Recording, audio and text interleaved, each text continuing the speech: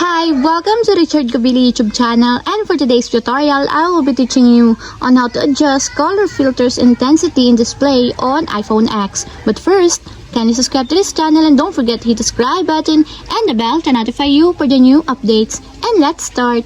Using your iPhone X, from your home screen first, go to Settings.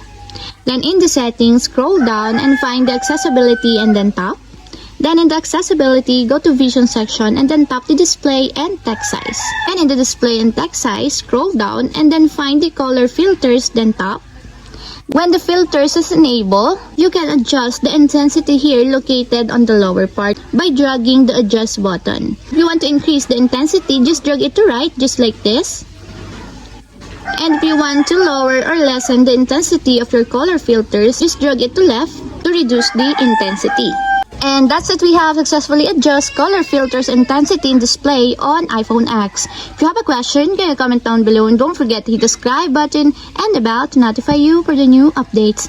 And thank you for watching!